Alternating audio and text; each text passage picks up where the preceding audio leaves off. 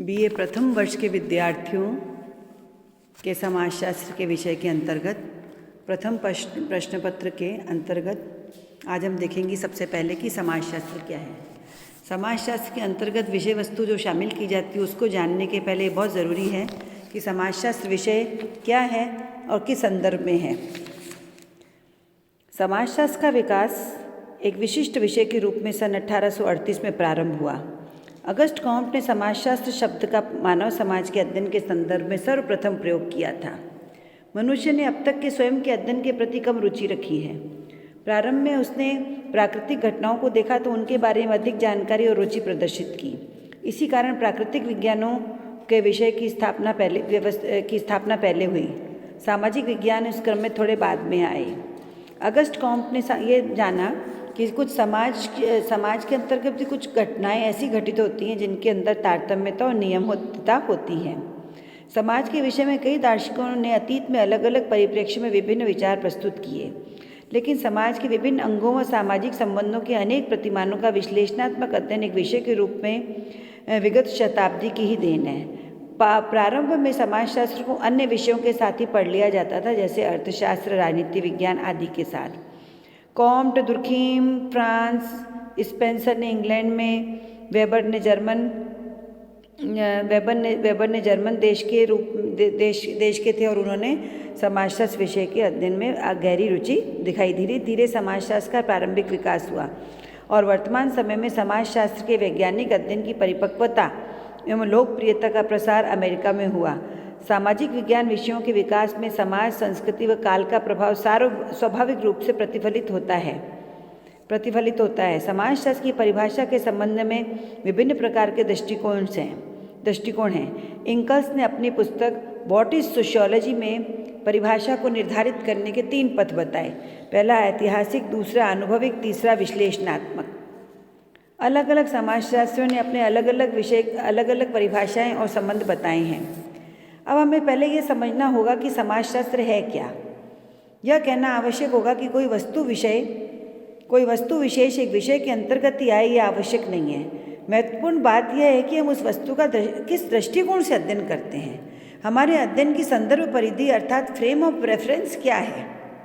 इस दृष्टिकोण में हम एक ही वस्तु का कई विषयों के अंतर्गत अध्ययन कर सकते हैं। जैसे कि एक कुर्सी को लीजिए। कुर्सी का अध्ययन एक वनस्पति शास्त्री भी करता है। वह इस दृष्टिकोण से अध्ययन करता है कि कुर्सी की लकड़ी किस वर्ग में आती है।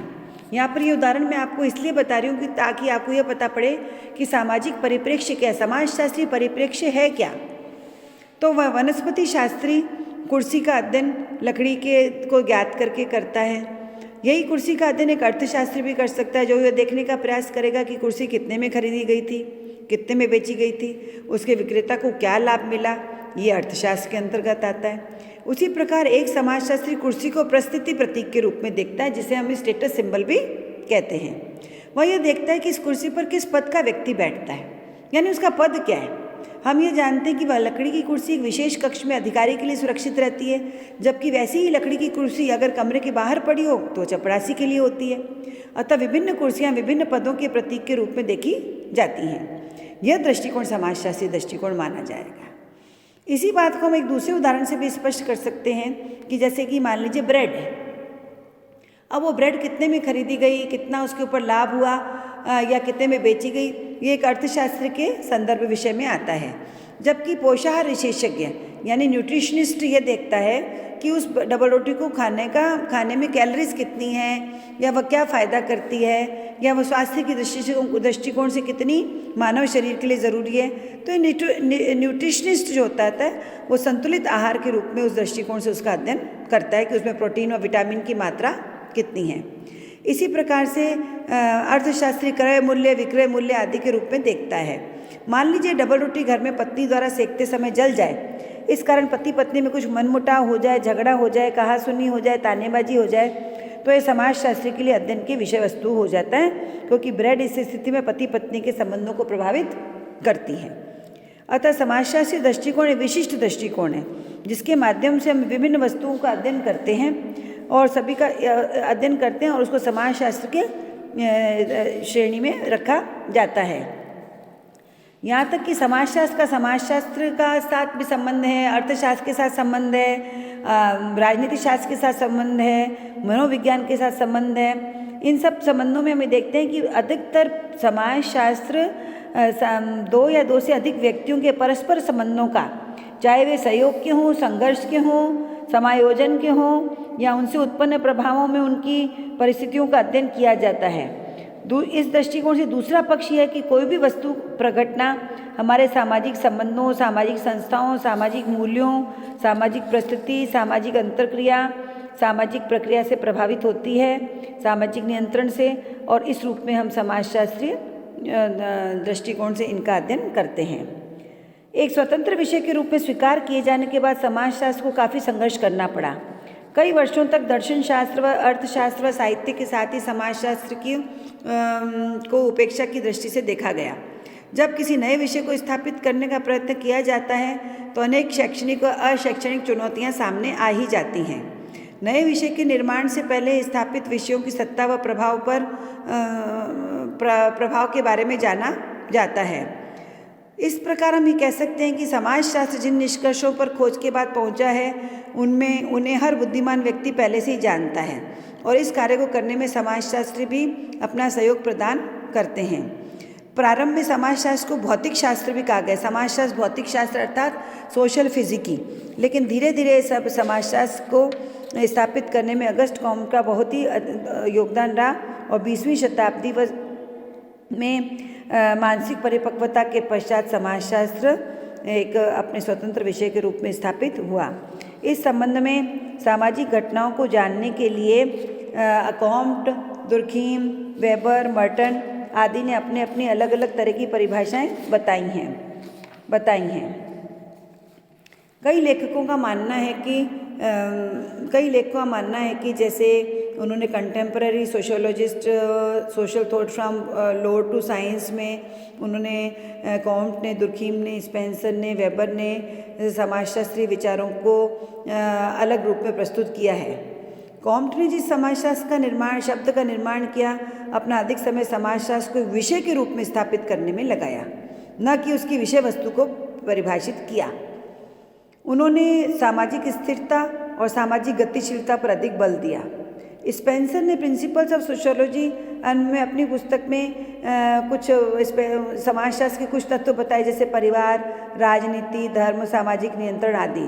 दुर्खीम ने समाजशास्त्र के क्षेत्रों का वर्णन नहीं किया जैसा कि स्पेंसर ने किया था, लेकिन दुर्खीम के लेखन में इतना स्पष्ट हो जाता है कि समाजशास्त्र विभिन्न प्रकार की संस्थाओं और सामाजिक प्रक्रियाओं का अध्ययन करता है। इसी प्रकार हम ये देखते हैं कि जॉर्ज सिमेल ने और मैक्स वेबर ने अलग अलग तरह से समाजशास्त्र को परिभाषित किया है।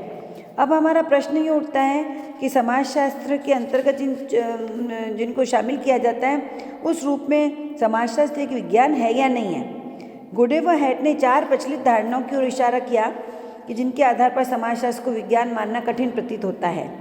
पहला, मनुष्य का व्यवहार एक समय से दूसरे समय में परिवर्तित होता रहता है, उसके बारे में किसी प्रकार की वैज्ञानिक ऐसा ही भविष्यवाणी नहीं कर सकते।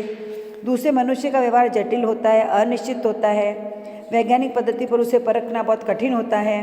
तीसरा, मनुष्य का अध्ययन करता है, इसलिए अवलोकन के समय कई बार उसकी निष्पक्षता पर प्रश्न उठ जाता है। इसी प्रकार भविष्यवाणी व्यक्तियों के लिए की जाती है, किंतु उनमें ऐसी क्षमता है कि वे भविष्यवाणी अपने प्रयासों से असत्य साबित कर सकते हैं।